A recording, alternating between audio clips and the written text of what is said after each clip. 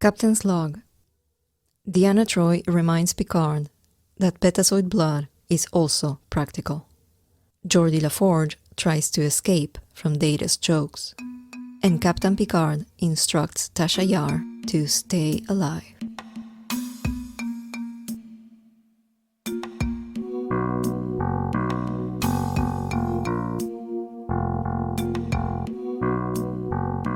Hi, I'm Broccoli. Welcome to Cancel Red Alert. Today I will talk about Code of Honor. This is a tough one. This Star Trek TNG episode is famous for being pretty much universally hated, repudiated, not just by fans, but also by the actors of the show. And for good reason. Code of Honor originally aired on October 12, 1987.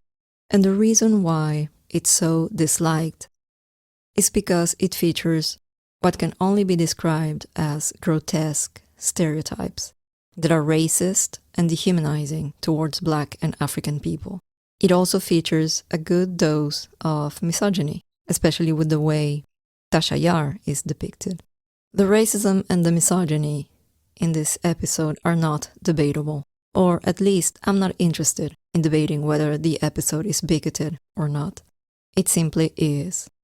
There are many Star Trek podcasts that have analyzed this episode. One of them, for example, is The Seventh Rule with Cirroc Lofton, the actor who played Jake Sisko on Deep Space Nine. I think they did a great job on that podcast analyzing this episode with Denise Crosby, the actress who played Tasha Yar. Their insights as Star Trek actors are interesting and refreshing, so I definitely recommend listening to it if you haven't already. First, I will do a short summary of the episode. Then I will move on to mention its biggest problems and disappointments. And then I will talk about how powerful storytelling can be and why it's important to be responsible about it, which is precisely what doesn't happen with Code of Honor. Like I said, this is a tough one. So first, let me go get some synthetic alcohol, synthahol as it is called in the Star Trek universe, from the 10 Forward Lounge bar on the Enterprise, and then let's see what's out there.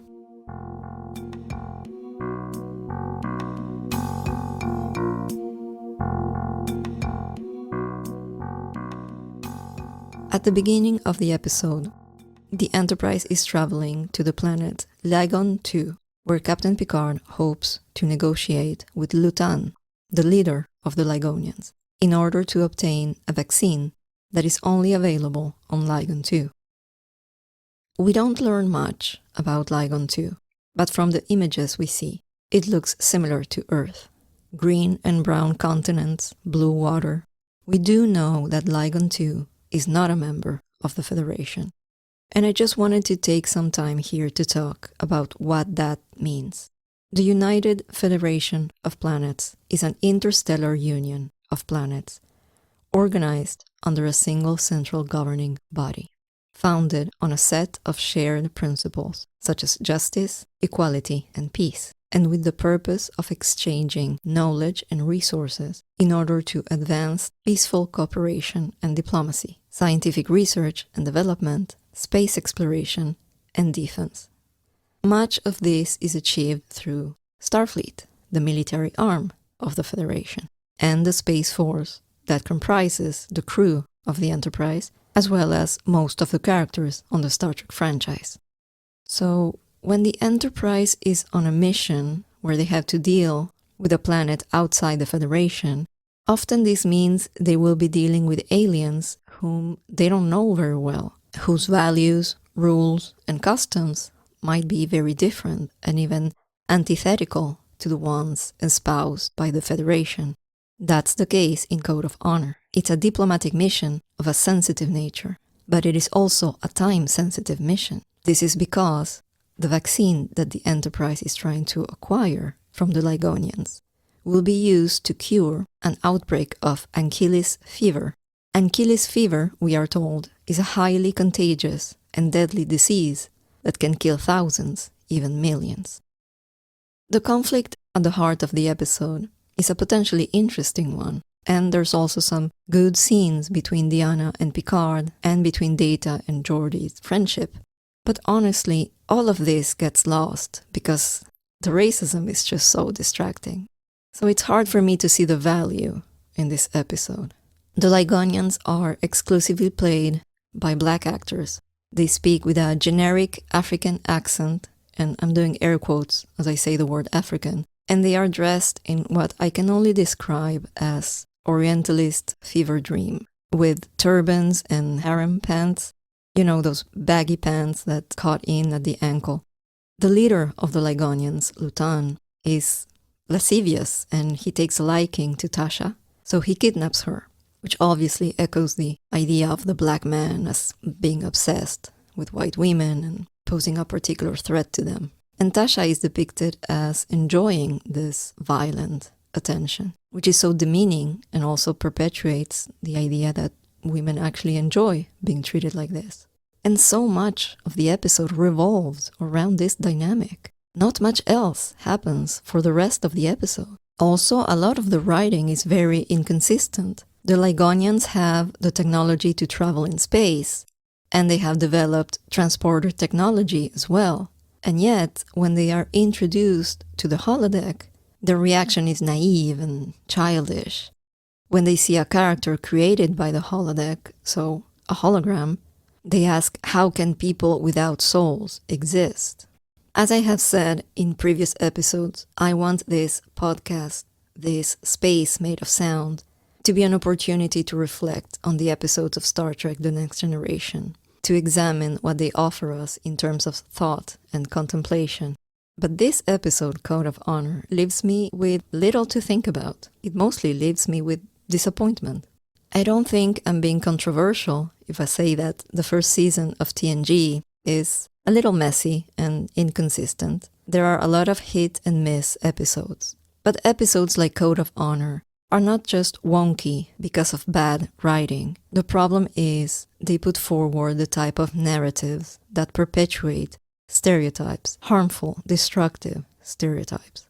And the thing is, for me, and I think for a lot of us who enjoy Star Trek, we expect more, and we expect better from a show built around the values of equality, justice, the repudiation of bigotry, and the celebration of difference.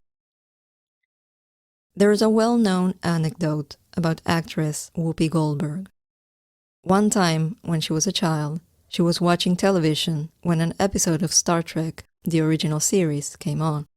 When she saw the character of Uhura, she couldn't contain her excitement, and she told her family to come quickly to watch, for there was a black woman on a television show, and yet she wasn't a maid. The background makes this anecdote even more poignant. Nichelle Nichols, the actress who played Uhura, had intended to leave Star Trek after its first season because she wanted to pursue a career in Broadway. And it was none other than civil rights leader Martin Luther King who convinced her to stay. She tells this story in an interview, and I will post the link on the show notes. She says that he told her she just couldn't leave the show because her presence on the show was too important. Because in that television show, black people were being seen the world over as they should be seen. I mentioned these two anecdotes because I want to end this episode by talking about the importance of the stories we tell. One thing about human beings is we've been telling ourselves stories pretty much since the dawn of time. We tell stories to understand the world around us, to comfort ourselves and each other when the realities of our lives, like death or injustice, are too hard to bear. But we also tell stories that imagine a different world, a better world, and that inspires us to fight for it.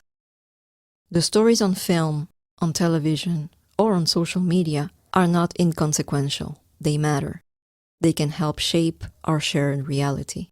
And this can impact how we see ourselves and how we see others, especially those who are different from us.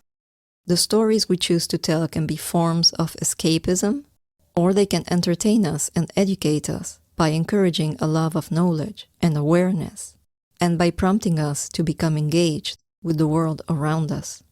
They can dull our capacity for reflection and contemplation, or they can elevate them. They can promote defeatism and cynicism, or they can give us hope.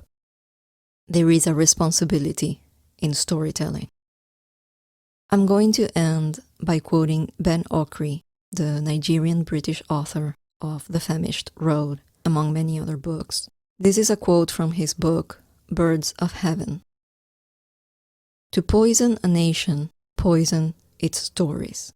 A demoralized nation tells demoralized stories to itself. Beware of the storytellers who are not fully conscious of the importance of their gifts and who are irresponsible in the application of their art. They could unwittingly help along the psychic destruction of their people.